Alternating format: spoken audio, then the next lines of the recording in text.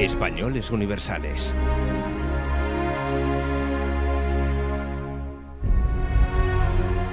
Bien, amigos, como les comentaba hace unos instantes, hoy traigo un tema muy interesante. Un tema muy interesante de nuestra historia, de la historia de España. Yo soy un enamorado de la historia de América. ¿Por qué? Pues bueno, primero porque considero que la historia americana es la historia de España. No podría existir América sin la huella, sin la marca, sin la impronta de España. Sería imposible, sería inconcebible además. Y además es una historia maravillosa, ya que los logros que hicieron todos los españoles de la época, pues han quedado para siempre. Los logros de la cultura, los logros de las construcciones, los logros de la historia. Hoy vengo a hablarles de los comanches. Ustedes dirán, españoles universales, los comanches no eran españoles universales. No, claro que no. Pero sí fueron españoles universales los que tuvieron que bregar, los que tuvieron que luchar contra ellos, los que tuvieron que defender el territorio americano, el oeste americano, que era el oeste español, en los Estados Unidos de América. Ya saben, sí, el oeste español, mucho antes que el oeste americano, mucho antes que las carretas cruzaran por Norteamérica, ya cruzaban las carretas españolas, al igual que mucho antes que esos grandes movimientos de ganado que vemos en las películas estadounidenses, esos grandes movimientos de ganado con los vaqueros, pues ya lo hacían los españoles muchísimo antes. Es una historia que nuestros antepasados se conocían de memoria y que actualmente estas nuevas generaciones, y no muy lejanas tampoco, han desconocido y han querido olvidar sin ningún tipo de motivo ni de sentido. Hay que amar y cuidar nuestra historia, la historia de España, porque es tan grande, tan espectacular, que nunca se acaba. Como la canción "Donde el cielo no se acaba", nuestra historia nunca se acaba. Bien, miren, allá hacia finales del siglo XVIII, tras haber llegado a acuerdos de paz con los indios Pueblo y los apaches, los españoles de Nuevo México se enfrentaron a otra belicosa e implacable tribu india. Estos eran los comanches. En 1775, el gobernador español de Nuevo México, don Pedro Fermín de Mendinueta, decía que durante ese año, de 1775, los españoles habían enterrado a 6 neomexicanos por cada comanche muerto. Los neomexicanos eran españoles de Nuevo México. Bien, los comanches, esa tribu india tan aguerrida, campaban a sus anchas por los actuales estados de Texas, Oklahoma, Kansas, Colorado y Nuevo México. Una parte, como muchas veces les repito, del antiguo territorio español en América del Norte. En este último, en Nuevo México, incluso su capital, Santa Fe, sufría las amenazas e incursiones de los nuevos dueños de las praderas, los comanches. De hecho, el pueblo de Pecos, a unos 40 kilómetros al este de la capital, y Galisteo, a menos de 50 kilómetros al sur, fueron las poblaciones más castigadas. Desde 1750, ambos pueblos habían perdido la mitad de su población. Los ataques comanches se habían hecho tan frecuentes que los ciudadanos ya no se atrevían a trabajar los campos, y ya en el verano de 1776 se alimentaban de pieles viejas, de animales cocinadas, porque tenían que cocinar las pieles viejas, en forma de torreznos, o a falta de estas, freían sus propias suelas de los zapatos viejos. Atrás quedaban en el recuerdo y en la historia los casi 100 años que los españoles de Nuevo México, después de mucho batallar, habían tardado en encontrar la paz con los indios Pueblo, como los recientes acuerdos de paz con los apaches. Una tribu, los apaches, que gracias a los caballos traídos por los españoles al Nuevo Mundo, se habían hecho dueña y señora de las grandes praderas desde mediados del siglo XVII. Los españoles habían construido sus ciudades más importantes al lado de los asentamientos de los indios pueblo, lo que originó que la supervivencia de ambos, los indios y los españoles, dependiera del entendimiento mutuo. Las relaciones con los apaches, con anterioridad formidables enemigos de los españoles, habían llegado a un gran nivel de confianza, hasta tal punto que estos, los apaches, dejaban a sus mujeres e hijos bajo la protección de los soldados españoles, cuando esos valientes, los valientes apaches, salían a cazar búfalos durante varios meses. Ese era el nivel de confianza, imagínense.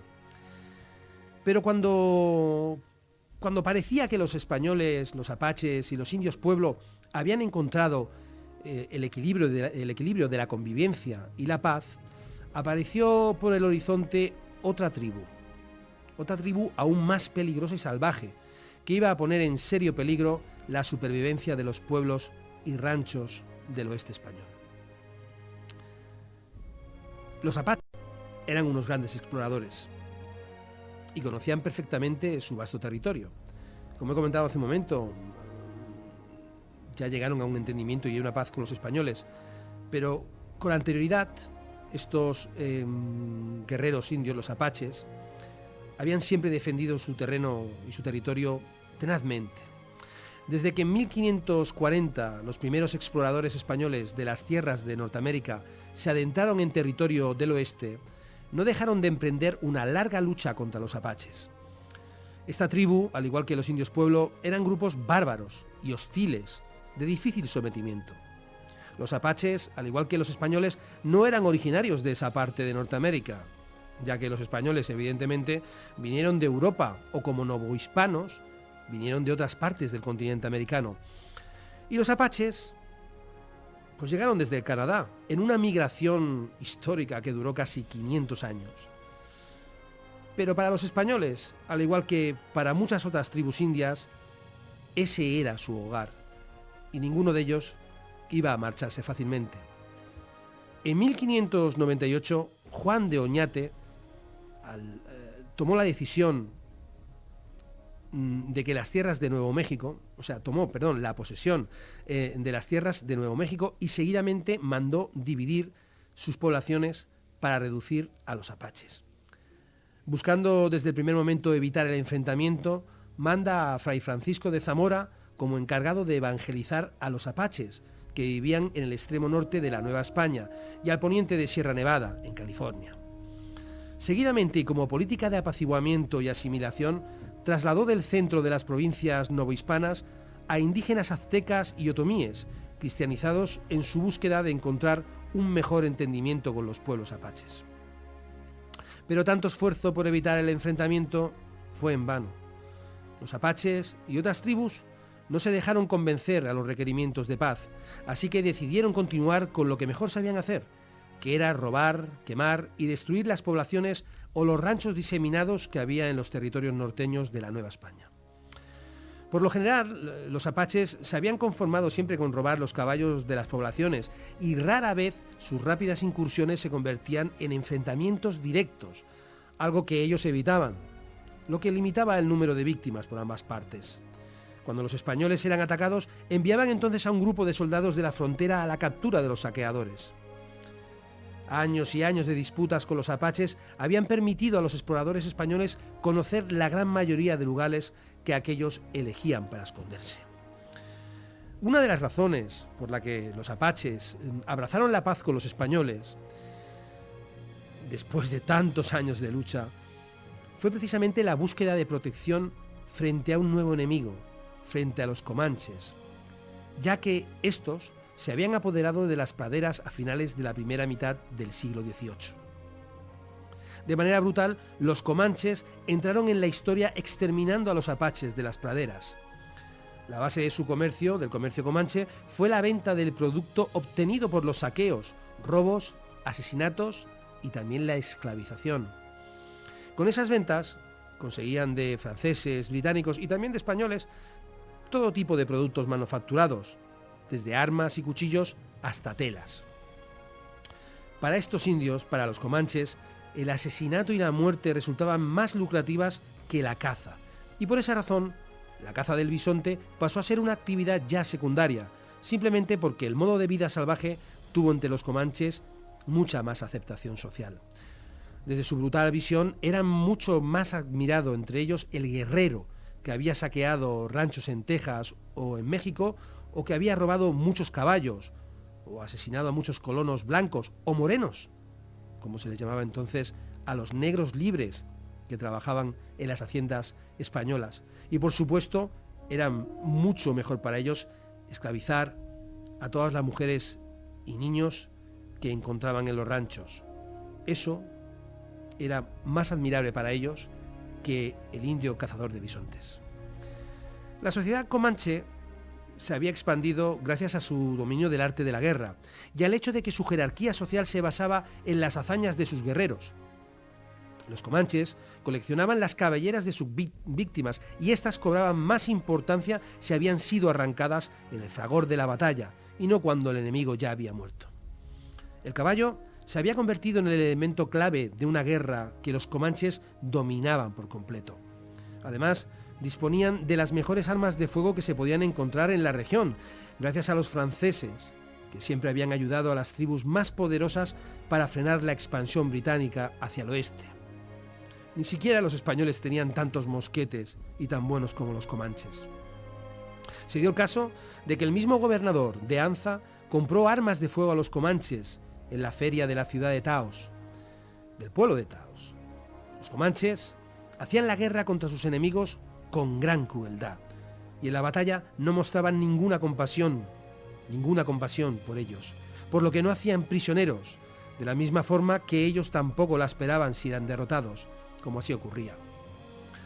En la batalla, el comanche luchaba hasta la muerte, y cuando la lucha era entre un español y un comanche, ninguno de los dos perdonaba la vida. Los españoles no estaban preparados para la guerra que llevaban a cabo los comanches. Y no era por falta de hombres rudos, valientes y experimentados, hombres rudos de frontera, ni tampoco porque faltaran exploradores españoles o de tribus aliadas, preparados y experimentados. El principal problema de España en América del Norte fue el de siempre. El principal fue un problema de población, y eso repercutía en el número de soldados o de dragones de cuera, esos magníficos exploradores y soldados de la frontera.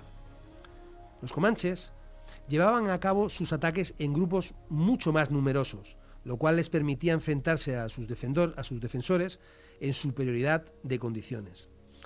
Un ejemplo de estos ataques fue el llevado a cabo en la misión de San Sabá, en Texas, donde el 16 de marzo de 1758 unos 2.000 indios comanches saquearon y arrasaron el enclave de San Sabá y martirizaron y asesinaron a sus 2 frailes.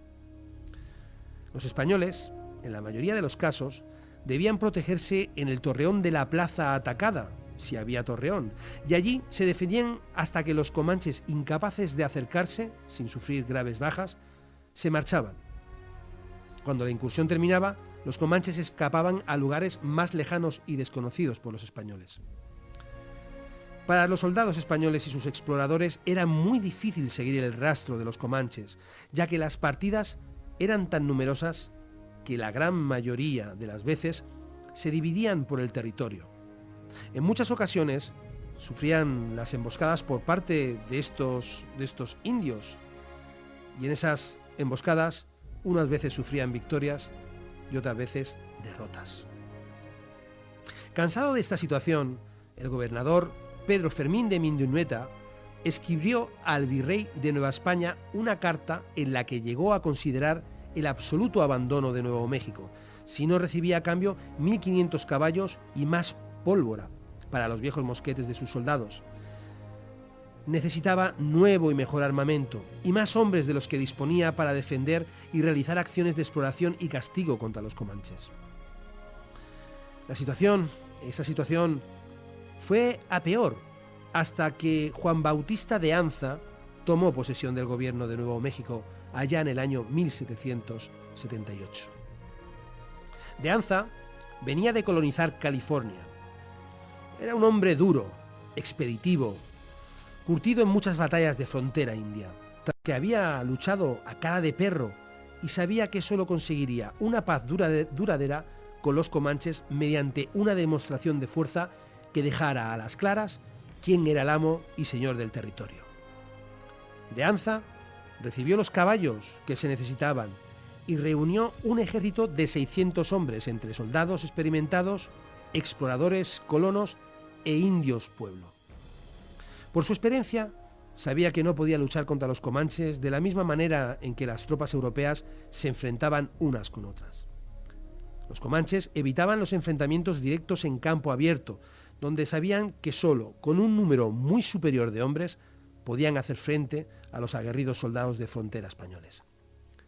Solo podían saborear la victoria cuando realizaban ataques rápidos y por sorpresa y en huidas vertiginosas. La experiencia de Anza, el nuevo gobernador, le hizo cambiar de táctica, llevando la acción donde los comanches no se lo esperaban y los golpeó en su propio territorio. Cuerno Verde, el jefe comanche que había aterrorizado toda la zona durante años, protegía a sus mujeres y niños cerca del actual Colorado Springs, lugar donde mantenía secuestrados a sus esclavas blancas con sus hijos.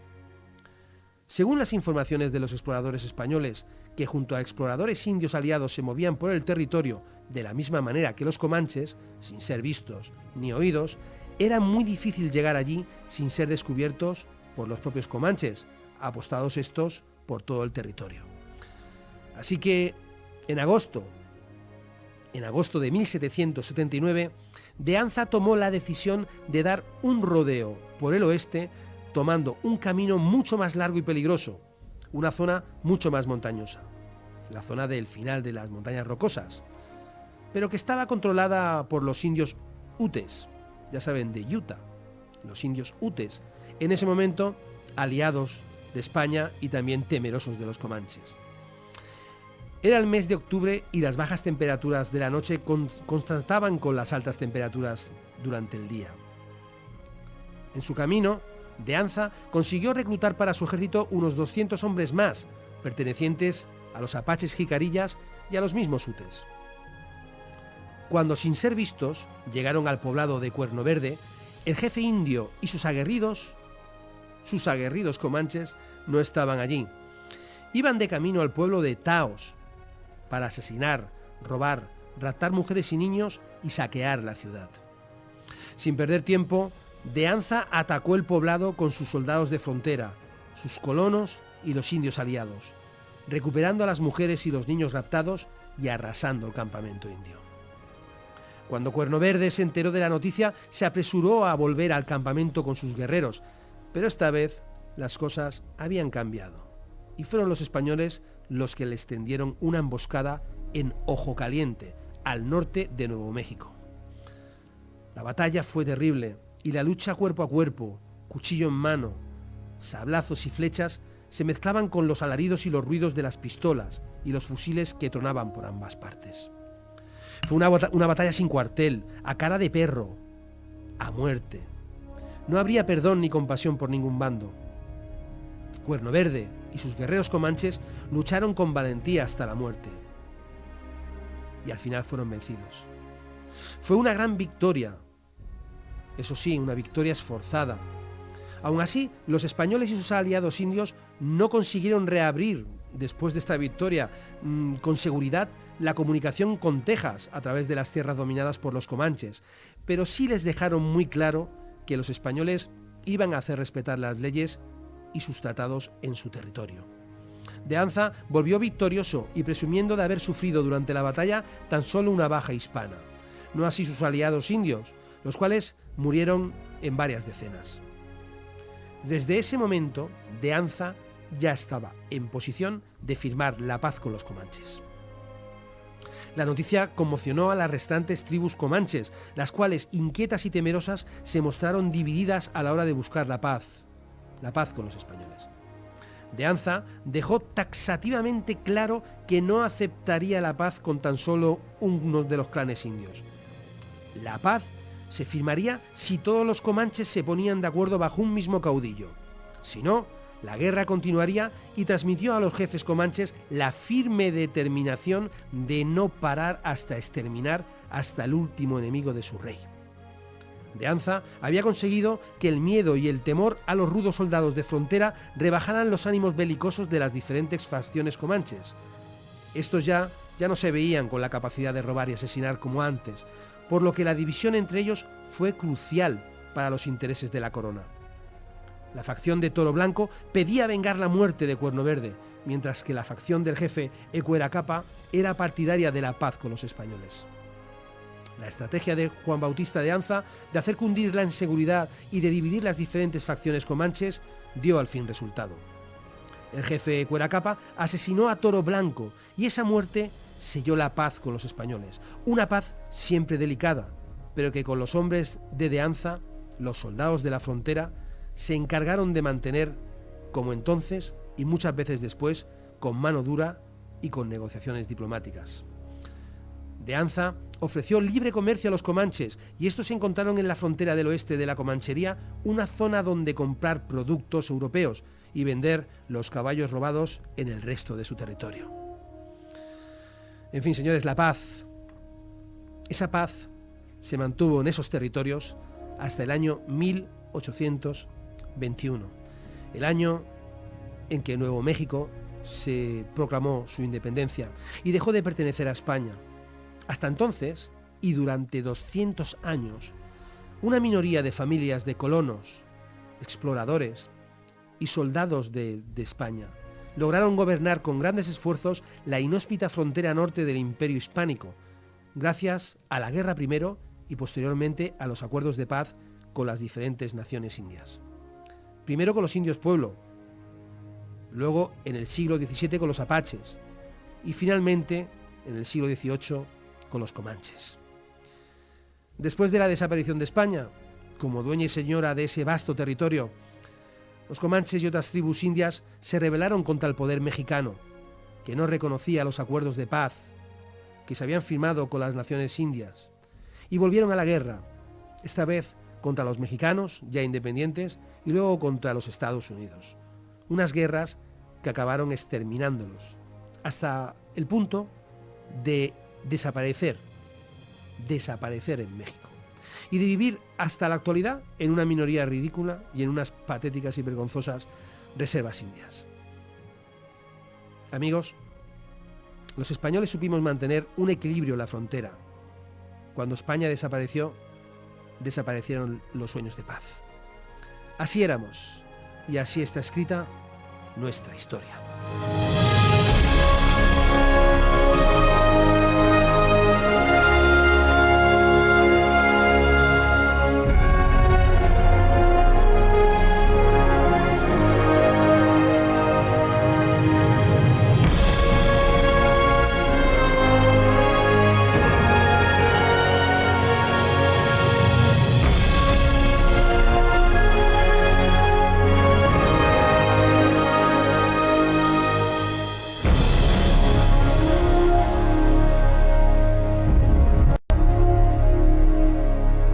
De 3 a 5 de la tarde, en Metrópolis FM, La Tarde de EPO.